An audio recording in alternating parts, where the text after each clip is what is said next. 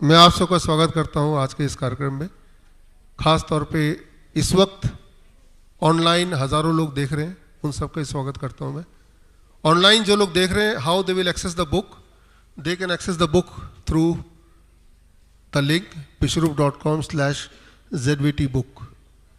अभी वो बुक को एक्सेस कर सकते हैं, अभी वो पढ़ सकते हैं। और बाकी जो यहाँ पे हम लोग हैं, आपका कॉन्वोकेशन के बाद you will get the copy of the book. आप साल के पहले दिन सब कुछ छोड़ के, अपने शहर, अपना घर छोड़ के यहाँ पे आए, ये हमारे लिए बड़ी बात है, बहुत बड़ी बात है।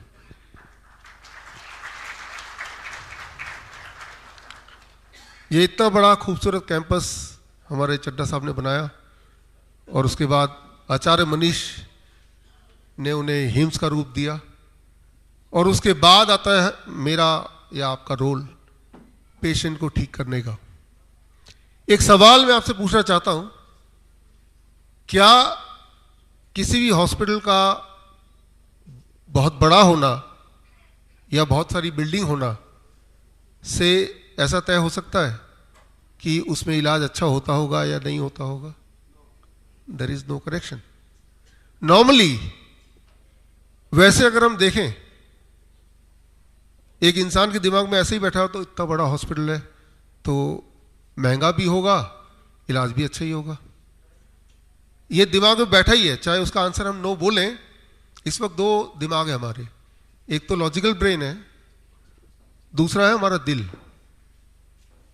जिस तरह से हम जब डरावनी मूवी देखने जाते हैं और कोई डरावना सीन आता है, हमें पता है कि वो भूत जो है वो आके हमें खा नहीं जाएगा, फिर भी हम डरते हैं।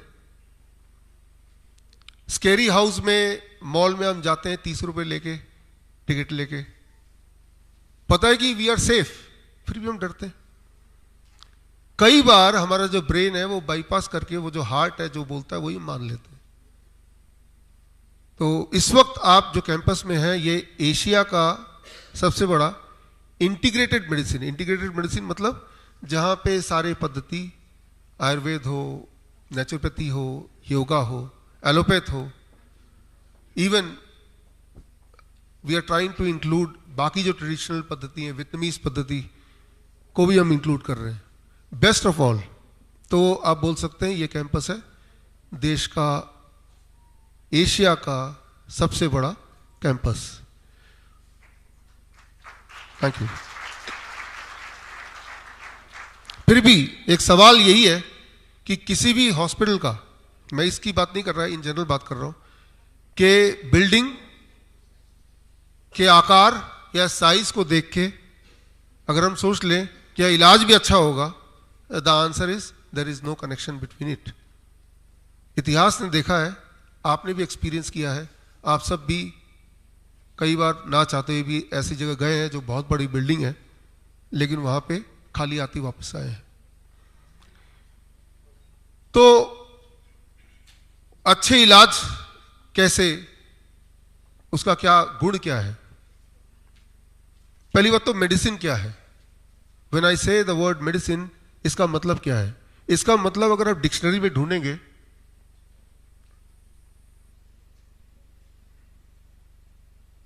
Oxford dictionary, science of preventing and treating illness, ये मेडिसिन का डेफिनेशन है। कैम्ब्रिज डिक्शनरी का science of dealing with preserving of health and preventing and treating disease और इंजरी। तो कोई भी ऐसी चीज जो साइंटिफिकली प्रूवन है, जिससे हेल्थ प्रिजर्व होती हो, प्रिवेंट होती हो, या कोई अगर बीमार पड़ गया तो ठीक हो जाता हो, कोई भी ऐसी चीज, वो जरूरी नहीं कि वो कोई टैबलेट हो, सर्जरी हो, टॉनिक हो, तभी वो मेडिसिन है। Medicine is something which can help you to remain healthy. Medicine क्या है? जिसकी मदद से आप हेल्दी रह पाए, वो मेडिसिन। और वो साइंटिफिकली प्रूवन होना चाहिए, वो साइंस होना चाहिए, तो वो मेडिसिन।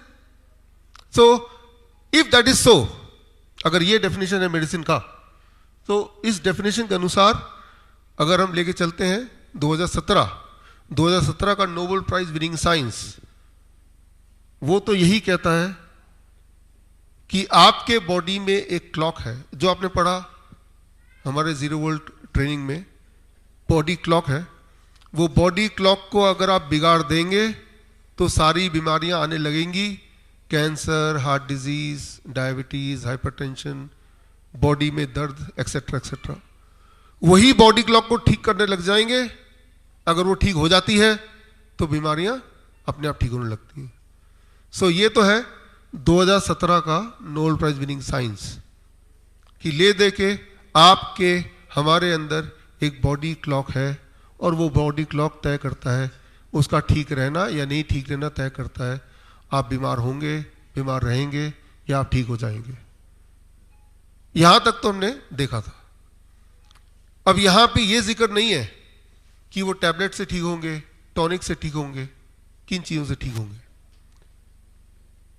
उस बॉडी क्लॉक को ठीक करने के लिए दवा कुछ भी हो सकती है। जो भी चीज आपके बॉडी क्लॉक को ठीक करे वही आपकी मेडिसिन है। आज ऐसे 5 मेडिसिन की बात हम करेंगे। पहली मेडिसिन, टाइम एज मेडिसिन। समय ही दवा है, ये हमने सुना है, लेकिन इसको इंप्लीमेंट कैसे करें, how to implement it, scientifically implement कैसे करें। तो वो कुछ ऐसा हो जाएगा, 8 घंटे के ब्रैकेट में अगर आप खाने शुरू कर दें, अगर आप ये डिसाइड कर लें I will eat within the bracket of 8 hours, खास तौर पे जो लोग बीमार हैं, कैंसर के मरीज, हार्ट डिजीज के मरीज, फॉर एग्जाम्पल 10 बजे से लेके शाम के 6 बजे तक ही मैं खाऊंगा। मैं ये नहीं बोल रहा हूं कि क्या खाना है, कितना खाना है, उस पर हम बात ही नहीं कर रहे, हम सिर्फ टाइम पे बात कर रहे हैं कि जो भी कुछ मैं खाऊंगा 8 घंटे के ब्रैकेट में खाऊंगा। जो भी आप खाते आए हैं वही खाएंगे। सिर्फ इतना करेंगे तो भी आपका बॉडी क्लॉक, सर्केडियन रिदम, वो ठीक होने लगता है। और ऐसा देखा गया है, कई बार देखा गया है, जिन लोगों ने ऐसा किया उनकी बीमारियां रिवर्स होने लगी हैं। ये कई सारे रेफरेंसेस हैं, उनकी बीमारियां ठीक होने लगी हैं। यानी कि एक दवा तो मुफ्त का हमारे पास है ही, आपके पास, मेरे पास, किसी के पास भी कोई, हमारे पास जब पेशेंट आते हैं कैंसर के, तो बस पहला टाइम एज मेडिसिन। वो तो इतना बीमार है, वो तो वैसे ही मरने वाला है, वो तो मान ही जाएगा, और हम कुछ ज्यादा कुछ मांग भी नहीं रहे, सिर्फ इतना बोल रहे हैं whatever you are eating, eat within the bracket of 8 hours, that's all. तो उससे क्या हम कैंसर ठीक कर रहे हैं? Maybe we are correcting the body clock, और वो बॉडी क्लॉक जब करेक्ट होने लगेगा तो बॉडी के अंदर जो प्रॉब्लम्स है उसकी वजह से वो भी करेक्ट होने लगेगा। So time becomes a medicine, that is the first medicine, time as medicine. क्या ये काम करता है? ये तो काम करता है, नुकसान तो कुछ है ही नहीं ना। आप एक ट्रायल कर सकते हैं, इसके लिए बहुत बीमार होने की आवश्यकता नहीं है। आप अभी से लेके 1 हफ्ते तक, ओनली 7 डेज, आप इस पहले मेडिसिन को यूज करके देखें। आप ये देखेंगे आपका ब्लड प्रेशर, आपका ब्लड शुगर, आपका बॉडी वेट नीचे जाने लगेगा। 1 हफ्ते में आपकी एनर्जी लेवल ऊपर जाने लगेगी, 1 हफ्ते में। तो इससे आपको आइडिया हो जाएगा that time can work as a medicine. जिंदगी भर नहीं करना है, 3 महीना, अबाउट 8 वीक्स टू 12 वीक्स। और जब ठीक हो गए तो 8 घंटे के ब्रैकेट को आपने 10 घंटा 12 घंटा बना दिया। हमारे हिम्स हॉस्पिटल में 11 घंटे का ब्रैकेट है, पेशेंट को 11 घंटे के बीच में ही देते हैं खाना ज्यादातर। जो तो कैंसर के पेशेंट है, we try to give them 8 घंटे के ब्रैकेट में। तो ये टाइम एज मेडिसिन तो आप घर पे भी कर सकते हैं। तो सबसे पहले जो भी लोग मुझे सुन रहे हैं ऑनलाइन भी, time as medicine you can try. नुकसान कुछ नहीं है, ऐसा नहीं कि जो हेल्दी है वो कर ही नहीं सकता। जो हेल्दी है वो करेगा तो उसको भी कुछ ना कुछ लाभ ही दिखेगा। We have to eat within the bracket of 8 hours. इसका उल्टा कर लेते हैं, 16 आवर्स, 16 घंटे रोज खाना है। खाने की क्वांटिटी नहीं बढ़ाने की बात कर रहा हूं, बस खाने को फैला देना है। सुबह 6 बजे उठे, कुछ ना कुछ खा लिया, फिर 1-2 घंटे बाद फिर खा लिया, रात के 10 बजे तक खाते ही रहे। तो सेम अमाउंट ऑफ फूड है, सेम काइंड ऑफ फूड है, द ओनली थिंग इज हमने उसके टाइम स्पैन को डबल कर दिया, 16 घंटे कर दिया। वही चीज आपको मोटा कर देगी, वही चीज आपका ब्लड शुगर बढ़ा देगी। इसके एक्सपेरिमेंट इंसान पे किए गए, चूहे पे तो आप भी कर सकते हैं। चूहा नॉर्मली रात को खाता है, आप चूहा पकड़ लीजिए, चूहेदानी से पकड़ते ही हैं, और उसको दिन में खिलाइए, और जब सूरज ढल जाए तो उसके चूहेदानी से खाने को निकाल दीजिए। आप देखेंगे 2 चूहे से कंपेयर कर सकते हैं, एक को रात को सेम खाना दीजिए, एक को दिन में दीजिए। जो तो चूहे को दिन में खाना मिल रहा है उतनी क्वांटिटी, वो मोटा होता जाएगा। सो उसके सर्केडियन क्लॉक, उसके बॉडी क्लॉक के हिसाब से वो खाना उतना ही खा रहा है, लेकिन उल्टे टाइम पे खा रहा है। तो समय का महत्व है, क्या खा रहे हैं वो मैं बात ही नहीं कर रहा अभी, कब खा रहे हैं मैं उसकी बात कर रहा हूं, राइट? कितना खा रहे हैं, क्या खा रहे हैं, नॉट इंपॉर्टेंट, कब, राइट? तो the time can be a medicine. तो मतलब ये कि after the sunset need not to eat, don't eat, उससे पहले पेट भर के खाओ, जो भी खाना आपको पसंद है वो खाओ। तो कितना आसान है ठीक होना। ऊपर से कुछ खाना तो है नहीं, तो चिंता भी नहीं क्या खाना है ना? जब तो खाना होता तो चिंता है अब क्या खाऊं, तब क्या खाऊं। जब तो पता ही कुछ खाना नहीं है तो you need not to worry about it, एक काम तो कम हुआ ना, है ना? तो इस तरह से आप सोचिए।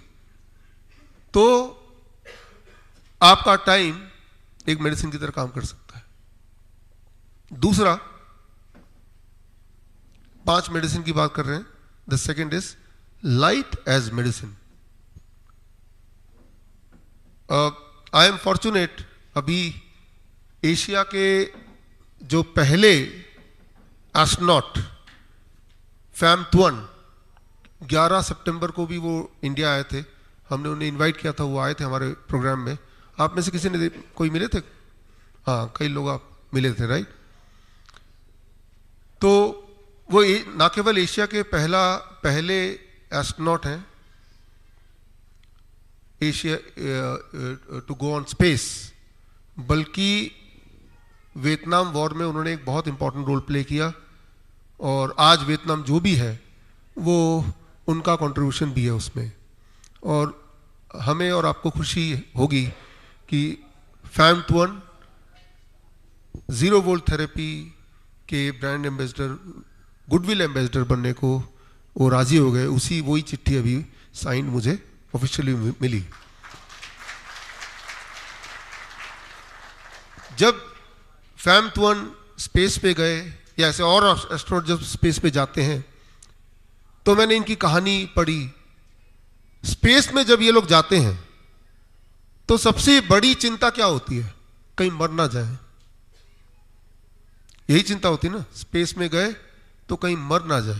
That is the only problem, कि स्पेस में भेज तो जाएंगे लेकिन मरे ना।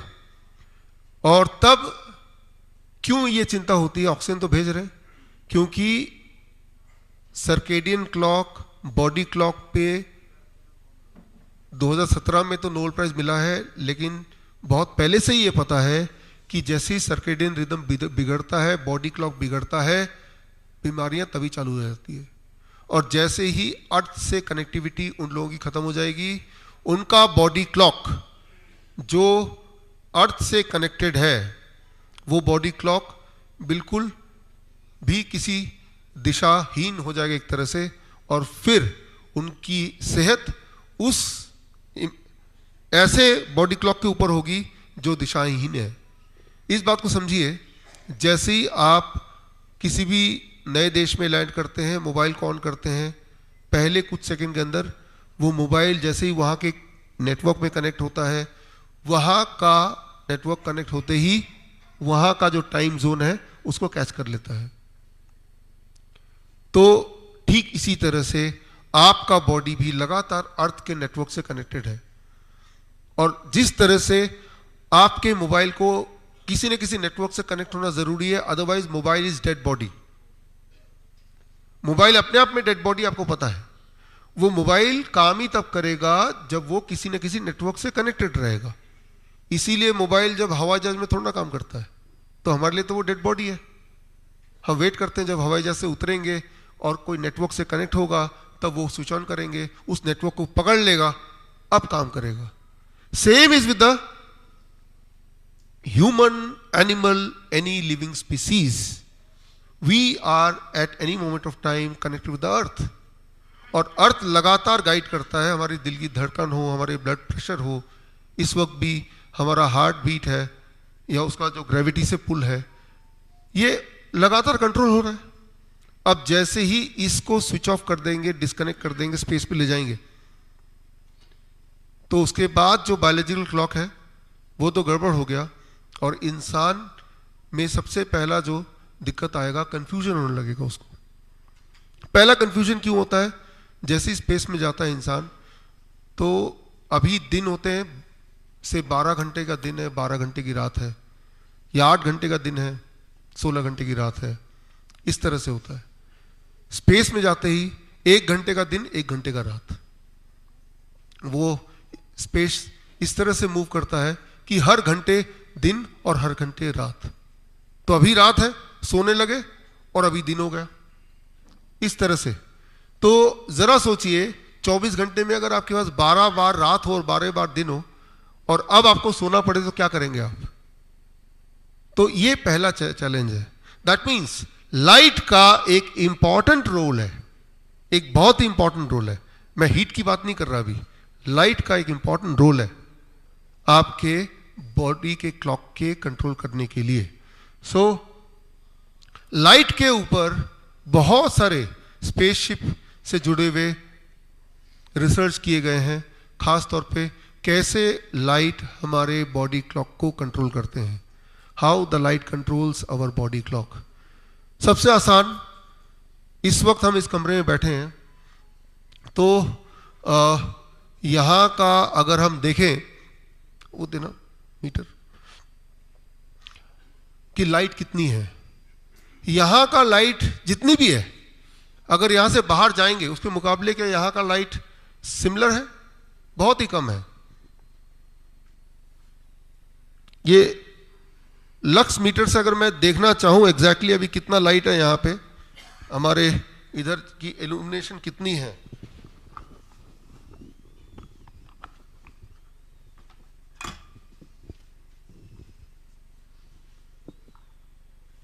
तो एग्जैक्टली 128 है। अभी बाहर मैंने ऑन किया था तो वो था 3000, फिर कुछ देर पहले 10,000, राइट, इस तरह से था। तो अभी ये 96 ऐसे कुछ दिखा रहा है, तो दैट इज द लाइट। यहां पे लाइट कितनी है? 96 या 98 या 100, जबकि बाहर इसके 100 गुना या 1000 गुना ज्यादा लाइट है, राइट। स्पेस में जब वो जाते हैं तो उनकी मजबूरी है कि लाइट उनके कंट्रोल में नहीं है, लेकिन अब हम क्या करते हैं एज ए ह्यूमन, हमने अपने आप को लाइट से बचा के रखा है, छुपा के रखा हुआ है, यह हमारी आदत है। अगर हम 1000 लक्स ऑफ लाइट से नीचे दिन स्पेंड कर रहे हैं, जो कि स्पेंड कर ही रहे हैं, चाहे ऑफिस में है, चाहे घर में है, चाहे इस हॉल में है, तो स्पेस के रिसर्च के अनुसार हमारे बॉडी की जो सर्केडियन रिदम है वो धीरे धीरे बिगड़ेगी। हमें क्यों नहीं एहसास होता? वो इसलिए एहसास नहीं होता, मान लो आपका जो घड़ी है, मैं आपकी घड़ी का रोज 1 सेकंड कम कर देता हूं, तो आपको एक दिन में नहीं पता चलेगा, लेकिन 10 साल बाद पता चल जाएगा, काफी कम हो चुका होगा, आप काफी लेट हो चुके होंगे। ठीक उसी तरह से light works as a medicine, वो आपके बॉडी के क्लॉक को लगातार एनर्जी देता है, उसको क्यू देता है कि उसे किस तरह से चलना है। लेकिन अभी मेरे बॉडी के लिए इस लाइट का मतलब कि शाम है शायद, ऐसा वो सोच लेगा, लेकिन थोड़ी देर बाद बाहर निकलेगा, फिर सोचेगा नहीं नहीं ये दिन ही है। इस कंफ्यूजन में 1-2 सेकंड मेरा जो बॉडी क्लॉक है इधर उधर हो जाएगा, और ऐसा होता रहेगा कई कई महीनों तक, सालों तक। फिर जब बीमार पड़ेंगे, किसी भी हॉस्पिटल में जाएंगे, कोई भी मेडिसिन लें, लेकिन याद रखिए जो कॉज है वो कॉज जब तक हटेगा नहीं तब तो ठीक थोड़ा ना होगा। राइट? आराम मिल सकता है लेकिन ठीक तभी होगा जो मेन उसका रेमेडी है। तो ये that is a part of the education, क्योंकि ये सिर्फ हॉस्पिटल आके ठीक नहीं होगा, इसको घर पे ठीक रखना पड़ेगा, खास तौर पे वो लोग जो बहुत बीमार पड़ चुके हैं। मैं ऐसा नहीं बोल रहा हूँ लाइट की वजह से सब लोग बीमार पड़ जाते हैं, बट इसका एक रोल है, इसका भी रोल है, इसका बहुत इंपॉर्टेंट रोल है। ये इंपॉर्टेंस उनको पता है जो स्पेस में जाते हैं, तो उसका वो ध्यान रखते हैं कि 24 घंटे में 12 घंटे उनको रात दिखे, 12 घंटे उनको दिन दिखे, तो उस तरह का वो शैडो, उस तरह का आर्टिफिशियल लाइट अपने स्पेस यान के अंदर बना के रखते हैं। और वो ये डिसिप्लिन में रहने की कोशिश करते हैं कि जब तो उनको रात समझना अपने आप को, तब वो खिड़की से बाहर देखेंगे नहीं कि वहां तो दिन होगा, है ना। तो ये वाली ट्रेनिंग भी उनके पार्ट होता है। तो light is also a medicine. For example छोटी सी बात करते हैं हम, रात को कई लोग बोलते हैं कि सो के उठते हैं, आधी रात को टॉयलेट जाना पड़ता है और फिर नींद ही नहीं आती, होता है ना। जैसे ही आप टॉयलेट जाते हैं, आपने स्विच ऑन कर दिया लाइट टॉयलेट का, एकदम से 1000 लक्स ऑफ लाइट आपकी आंखों में पड़ा, आपके दिमाग ने क्या बोला, दिन हो गया, अब नींद कहां से आएगी। यानी कि इंपॉर्टेंट क्या है कि रात को, यानी कि शाम के बाद की लाइट, एटलीस्ट सोने से पहले वाली light, like a candle light, right, बहुत ही मामूली लाइट। और अगर आपको टॉयलेट जाना है तो 0 वोल्ट लाइट, उसकी तैयारी कर लीजिए, 0 वॉट लाइट, बस इतना कि हम देख पाए, ताकि वो नींद ना टूटे। वो जो नींद फिर नहीं आ रही है या फिर स्ट्रगल करना पड़ रहा है सोने के लिए, वो नींद की गलती नहीं है, आपने अनजाने में एक क्लू दे दिया कि दिन हो गया है। आप गए, टॉयलेट का लाइट ऑन किया, और कई टॉयलेट में तो लाइट बहुत ही ब्राइट होता है, वो शायद वो मेकअप वगैरह में हेल्प होता होगा, है ना। घर में डार्क होता है, सिर्फ टॉयलेट में डार्क अच्छा लाइट होता है, ब्राइट, तो उनके लिए और मुसीबत है। तो दिमाग ने देख लिया दिन आ गया, and now it is difficult for you to sleep again. तो और अगर नींद ऐसे लगातार आपकी बिगड़ती रहेगी तो भी बॉडी क्लॉक आपका बिगड़ता रहेगा। तो आप देखिए, एक छोटा सा एक्शन सिर्फ, how it can make you ill. एक दिन में नहीं बनाएगा, सालों सालों में बनाएगा। अब जब आप बीमार पड़ ही जाएंगे तो इसका क्या कनेक्शन है किसी भी हॉस्पिटल जाके ठीक होने का। आपको तो उस कॉज को ठीक करना है ना, लेकिन वो कॉज कौन बताएगा आपको, किसी ने तो बताया नहीं। इंसान जीवन भर बीमार रहता है फिर। तो सबसे इंपॉर्टेंट बात, जैसे हम DIP डाइट पे हैं, तो बॉडी में अगर कोई केमिकल एक्टिविटीज है, जैसे ब्लड शुगर है, ब्लड प्रेशर है, थायराइड है, तो वो इससे ठीक हो जाएगा। लेकिन कोई फिजियोलॉजिकल डैमेज है तो हो सकता नहीं भी ठीक हो, तो फिर हमें कुछ और देखना पड़ेगा। तो मेडिसिन कुछ भी हो सकता है, there can be many type of medicine. Medicine वो जो हमारे बॉडी क्लॉक को ऑल्टर करने की क्षमता रखता हो, राइट, उसी को हम समझें, उसको ठीक से यूटिलाइज करें, तो हमारा बॉडी क्लॉक धीरे धीरे ठीक होगा, ऐसा हम उम्मीद करें। और कैसे पता चलेगा हम ठीक हो रहे हैं, अगेन कैसे पता चला हम बीमार पड़े, वो भी हम ही ने बताया ना हम बीमार हैं, राइट। तो जिस तरह से हमें पता है कि हम बीमार हैं, ठीक उसी तरह से हमें पता होगा कि हम ठीक हो गए अब। तो हमने बात की थी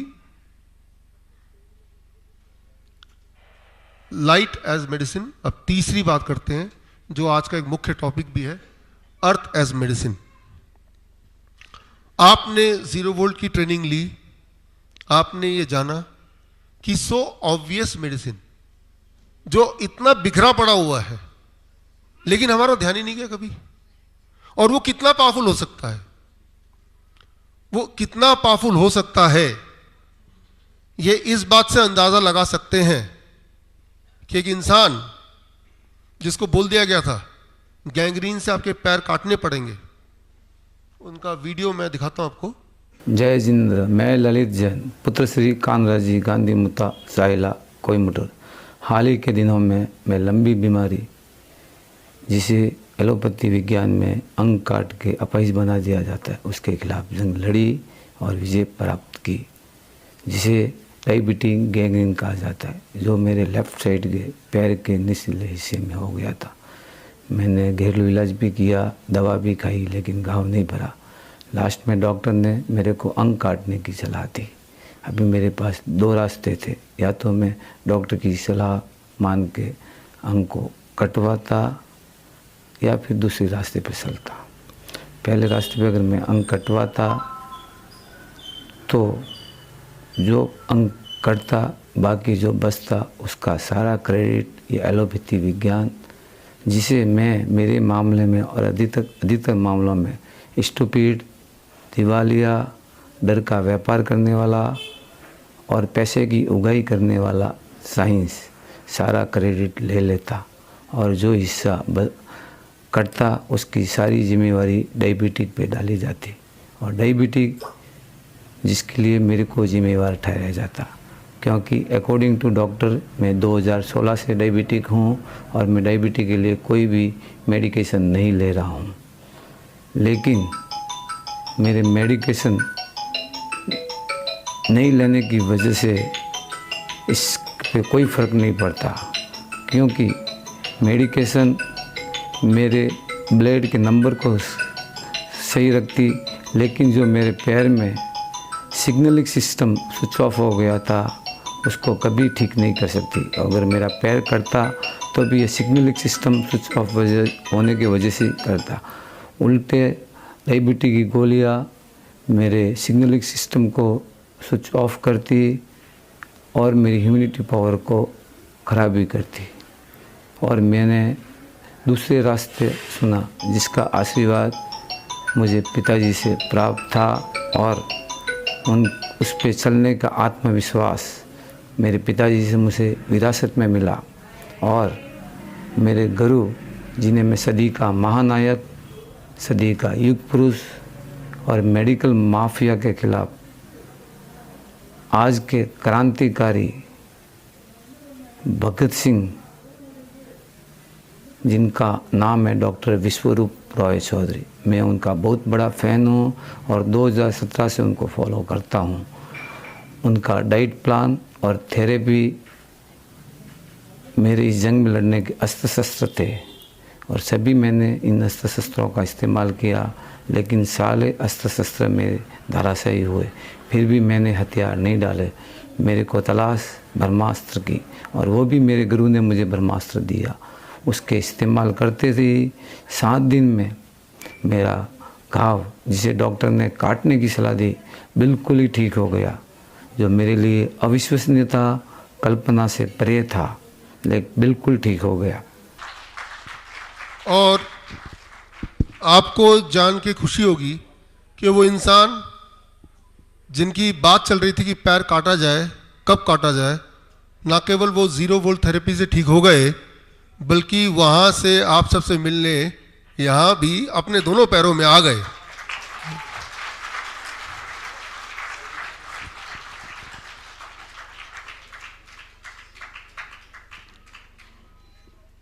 आइए आइए,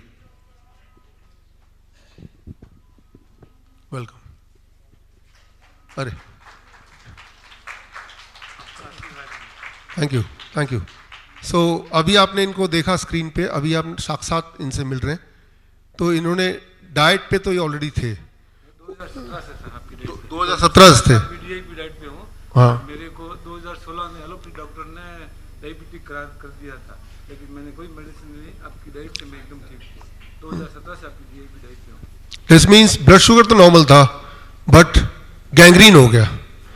अब जब गैंग्रीन हो गया तो उसके बाद आपने ये 0 वोल्ट थेरेपी, गैंग्रीन मेरे को 3-3.5 महीने से था। 3-3.5 महीने से था। सब डाइट प्लान भी लिया, बाकी अस्त्र शस्त्र सब किए, लेकिन सब धारा से ही। उसके बाद आपकी 0 वोल्ट थेरेपी काम की, वो रियली अमेजिंग, मतलब अविश्वसनीय, मेरे लिए भी किसी चमत्कार से कम नहीं थी। Thank you. Thank you.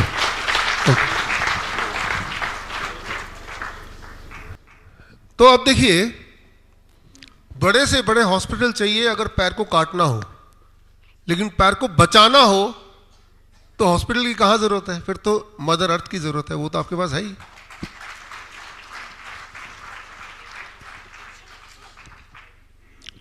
So earth is a medicine, being connected with the earth is a medicine. ये कनेक्टिविटी को आप हटा दें तो इंसान बीमार पड़ सकता है, जानवर मरने लगते हैं। जिस तरह से आपने देखा चिड़िया है या फिर इंसेक्ट्स हैं, वो अब धीरे धीरे विलुप्त होते जा रहे हैं, कम होते जा रहे हैं, राइट? वो कम होते जा रहे हैं, मरते जा रहे हैं। क्यों? क्योंकि अर्थ का जो जियो मैग्नेटिक फील्ड है उसको इंटरफेयर करने के लिए आ गया है 3G, 4G, 5G।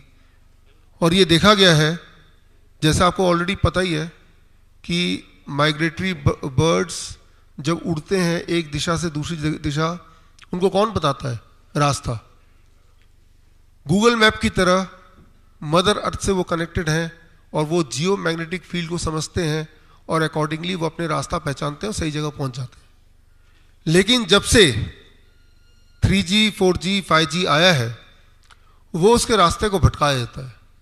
अब अपनी घर की जगह कहीं और जब पहुंचते हैं, they don't survive and they die. तो ये समझना होगा कि जो हमारे आसपास का जो अर्थ है, अर्थ का मतलब सिर्फ जमीन को छूना वो तो एक है ही है, जियो मैग्नेटिक फील्ड है। वो जियो magnetic field itself is controlling your biological clock. उसके लिए हमें उनसे बोलना नहीं पड़ता है, वो अपने आप ही होता रहता है। लेकिन साथ में जो इलेक्ट्रोमैग्नेटिक फील्ड है, मैन मेड इलेक्ट्रोमैग्नेटिक फील्ड, वो अर्थ के जियो मैग्नेटिक फील्ड से इंटरफेयर करेगा। उससे हमारा जो बॉडी क्लॉक है, या जानवरों का, या चिड़िया का, या इंसेक्ट का, धीरे धीरे धीरे धीरे बिगड़ेगा। और बिगड़ने से क्या होगा कि या तो मर जाएंगे, दिशाहीन हो जाएंगे, जो कि हो ही रहा है।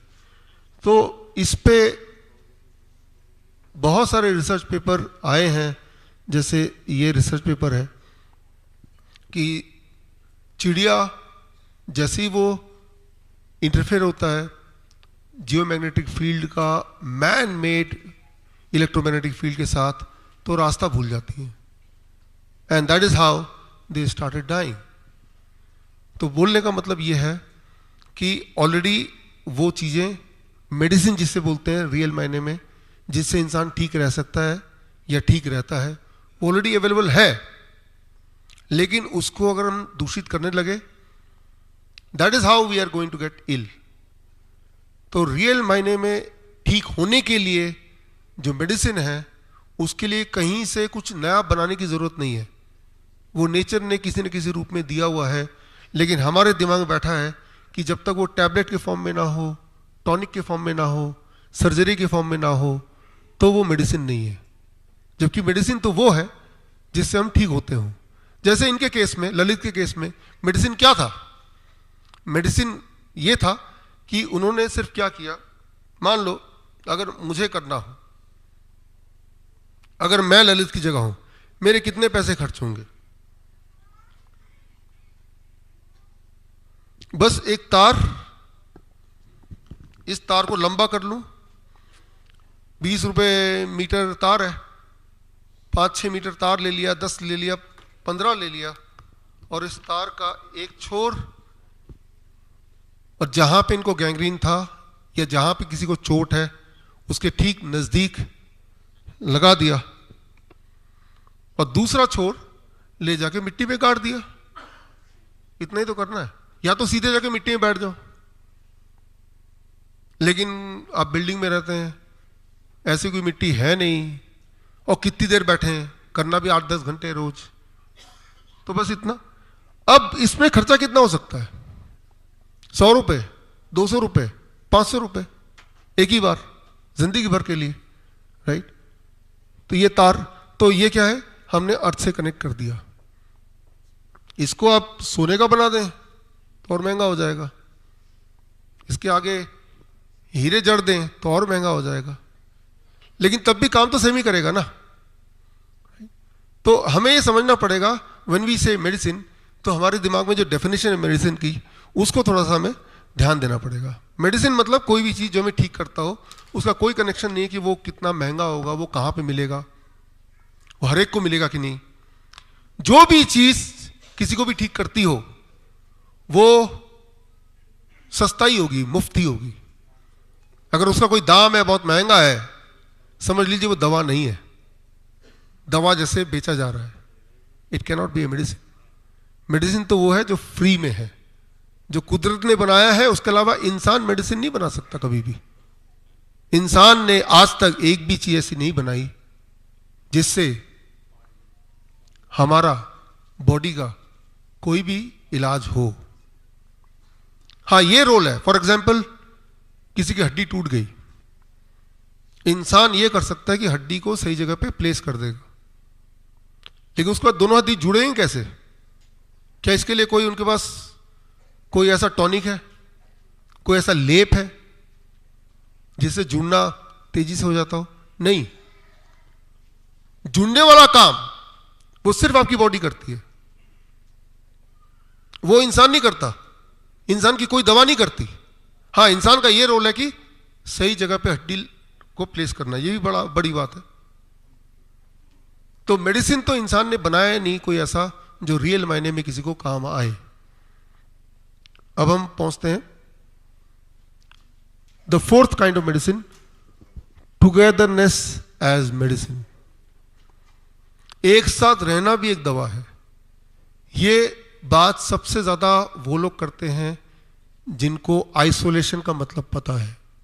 स्पेस में जो लोग यात्री जाते हैं तो ये पता है कि स्पेस में जाते ही ये अकेले पड़ जाएंगे, और अकेलापन इनकी मूड को खराब करेगा, इनकी नींद को खराब करेगा, इनके कंसंट्रेशन को खराब करेगा, इनके मेंटल हेल्थ को खराब करेगा, एंड इनके फिजिकल हेल्थ को भी फिर इम्पैक्ट करेगा। तो ये एक बहुत बड़ा मुद्दा होता है, इसे कैसे एड्रेस किया जाए before the astronaut is sent to the space. तो togetherness is also a medicine. आप देखते ही हैं गांव में, शहर में तो नहीं होता, कोई बीमार पड़ता तो बहुत लोग मिलने आते। तो जो मिलने आ रहा है वो मेडिसिन है, वो मेडिसिन दे रहा है। जैसे ही सुनता है कि वो मिलने आ रहा है, वो जो सुन लिया कि वो मिलने आ रहा है, तो वो मेडिसिन है, and it is a science. NASA में और भी जितने भी स्पेस स्टेशन है वो इसी पे रिसर्च करते हैं that togetherness becomes a medicine and isolation अगर करते हैं, इसको उल्टा करते हैं, so that becomes a disease, right. तो इस पे अगर आपको डिटेल में जाना है तो you can see this research paper. इस पे कई सारे रिसर्च पेपर हैं जिसमें ये देखा गया है कि इंसान को लेके बाकी लोगों से अलग कर दो, इंसान बीमार होता जाएगा। फिर उसी इंसान को उठाओ, बाकी लोगों के बीच में डाल दो, अपने आप ठीक होने लगता है। पिछले 2-3 साल में आपने एक कॉन्सेप्ट सुना, क्वारंटाइन। ऐसा बताया गया कि क्वारंटाइन इसलिए कर रहे हैं ताकि आप ठीक हो जाए, जबकि क्वारंटाइन करने से क्या होगा? एक हेल्दी से हेल्दी इंसान, उसको आप क्वारंटाइन कर दें 14 दिन के लिए, हेल्दी नहीं रह सकता, वो बीमार हो गए होगा। और वो प्रूवन है ऑलरेडी। ऐसा नहीं कि नहीं पता, हमें पहले से ही पता है। ये रिसर्च पेपर 2015 का है। किसी भी एक इंसान को बीमार करना हो, बस इतना ही करना, उसको उठाओ, बाकियों से अलग कर दो 14 दिन के लिए, बीमार पड़ जाएगा, बात ही खत्म, राइट। तो जो पिछले 2-3 साल में आपने देखा क्वारंटाइन, वो इसलिए नहीं कि आपकी हेल्थ को ठीक करना है, हाँ, ठीक करने के बहाने आपको बीमार करना है। स्पेस आइसोलेशन स्टडी, कई स्पेस आइसोलेशन स्टडी हुए हैं। ये कुछ एक हैं जो आपके स्क्रीन पे दिख रहे हैं। मैं ये सारा इसलिए दिखा रहा हूं कि मैं एम्फेसिस करना चाहता हूं कि मेडिसिन, किसी के मिलना भी मेडिसिन है। ये बात जिनके पास सारी टेक्नोलॉजी है, अगर उनको समझ आ रही है तो ये बात हम सबको भी समझ आ जानी चाहिए। जब इंसान इस अर्थ को छोड़ के बाहर जा रहा है तो ये बात समझ आ रही है, जब इंसान इंसान के साथ रहे तो ये बात समझ नहीं आ रही है। तो हमारा साथ रहना या ये आश्वासन कि हम साथ हैं, ये एक बहुत बड़ी मेडिसिन है। Togetherness is a medicine, it is scientifically proven. और जब भी कोई स्पेसशिप जाता है तो ये भी एक मायने रखता है, ये फैक्टर एक इंपॉर्टेंस रखता है। यहां तक कि इंसान को इंसान से ही नहीं मिलना, इस तरह के ट्रायल्स में देखे गए हैं कि इंटर स्पीसीज मिलना, प्लांट से बात करना, जानवरों के आसपास रहना, ये भी आपके हेल्थ को इंपैक्ट करती है पॉजिटिवली। जितना आप बाकी स्पीसीज से दूर होते जाएंगे, आपका बॉडी क्लॉक उससे भी धीरे धीरे डिस्टर्ब होता जाएगा। जितना आप नेचर के पास रहेंगे, इंटरेक्ट करेंगे, इंटर स्पीसीज इंटरेक्शन, वो भी एक इंपॉर्टेंट दवा है। टुगेदरनेस इज ए मेडिसिन, चाहे वो ह्यूमन टुगेदरनेस हो, चाहे वो कोई भी इंटर स्पीसीज टुगेदरनेस हो। अपने घर में जो लोग प्लांट लगाते हैं या जानवरों से किसी न किसी रूप में आप कनेक्टेड रहते हैं, वो भी दवा है और वो प्रूवन दवा है।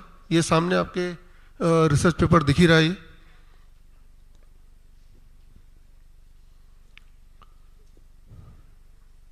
Social interaction has been shown to affect the circadian rhythm in variety of species.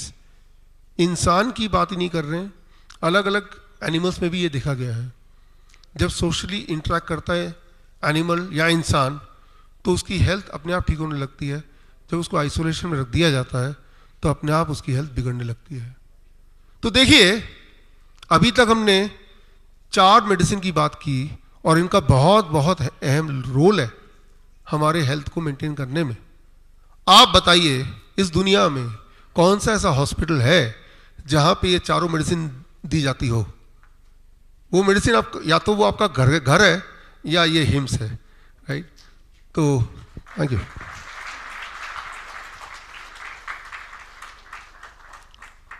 हमें ये लगता है कि मेडिसिन का मतलब कि थोड़ा पैसे से खरीदा जाए, जिसे जेब में रख सकें, बॉटल में डाल सकें, जिसे पी सकें, तो ही वो मेडिसिन है। जब हम इस तरह से हम सोचते हैं तो फिर ये सारी चीज़ें हमसे दूर हो जाती हैं। 5वां, जिसकी बात हम पिछले 1 साल से या अधिक समय से 1.5 साल से करते आए हैं, that is gravity as medicine. देखिए, ग्रेविटी एक बहुत बड़ी समस्या होती है जो लोग स्पेस में जाते हैं उनके लिए। इस वक्त आपके ऊपर 2 फोर्स काम कर रहे हैं, मेरे ऊपर भी।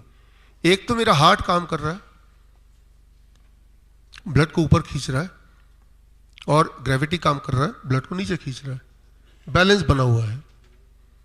अचानक ग्रेविटी हटा दें तो क्या होगा? हार्ट तो ब्लड को ऊपर खींचेगा पर नीचे खींचने के लिए कुछ है ही नहीं। तो धीरे धीरे क्या होगा?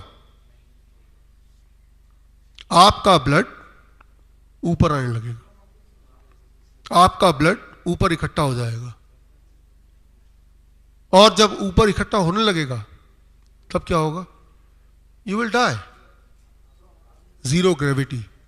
तो यह भी एक बहुत बड़ी समस्या है कि ग्रेविटी जब नहीं होती है तो क्या हो सकता है। तो तब देखते हैं कि वो तभी बहुत हेल्दी लोग जो हैं उन्हीं को स्पेस में भेजते हैं कि थोड़े बहुत बीमार पड़ जाएंगे तब भी काम चला लेंगे और वापस आते आते जिंदा ही रहेंगे, क्योंकि आपका ग्रेविटी का एक रोल है। इसी ग्रेविटी के रोल को हमने इस्तेमाल किया हिम्स हॉस्पिटल्स में, और ग्रेविटी को अंडरस्टैंड करते हुए आज आप देखिएगा hot water immersion, head down tilt, lower leg hot water immersion, lower limb hot water immersion, कि ग्रेविटी को मैनिपुलेट करके पेशेंट के सिम्टम्स को देखते हुए किस प्रकार कौन से अंग में जहां ज्यादा ग्रेविटी की जरूरत है उतना ग्रेविटी डाल के हम उस अंग को रिवाइव करें। For example kidney, for example liver. ये हमने देखा, ये आपने देखा। Gravity can work as a medicine. Space में ग्रेविटी के ऊपर बहुत सारे काम हुए हैं। इवन एस्ट्रोनॉट फैम्थ-1 जो हमारे गुडविल एम्बेसडर हैं, उन्होंने भी स्पेस में एक्सपेरिमेंट किया कि ज़ीरो ग्रेविटी पे बॉडी में मिनरल किस तरह से एब्जॉर्ब होते हैं। तो इस तरह के कुछ एक्सपेरिमेंट उन्होंने भी किए। तो ये सारे इंटरेस्टिंग एक्सपेरिमेंट हैं जो आप चाहें तो देख सकते हैं। जिनकी बात हम कर रहे हैं, फैम्थ-1, जब वो गए थे स्पेस में 1980, राइट, दैट वाज 23 जुलाई, और अभी जब मिले, तब मैं जब वियतनाम गया था, अभी दिसंबर महीने में गया था, उस वक्त पूरा वियतनाम जश्न मनाने की तैयारी कर रहा था। उनके 50 साल पूरे हो रहे थे जब उन्होंने क्रिसमस बॉम्बिंग की थी 1972 में। 1972 क्रिसमस के आसपास उन्होंने बॉम्बिंग की थी। वो एक ऐतिहासिक बॉम्बिंग था जिसके बाद वियतनाम वॉर थम गया, और फिर जो भी आज शक्ल वियतनाम की देख रहे हैं उसमें उनका कंट्रीब्यूशन है। तो उनके लिए मैं बोला कि आप हमारे गुडविल एम्बेसडर बन जाओ तो हमारे लिए थोड़ा आसान हो जाएगा। उन्होंने पूछा क्यों? मैंने काफ़ी सारे तर्क दिए। खैर उन तर्क से मेरा काम चल गया, तभी उन्होंने साइन करके दे दिया।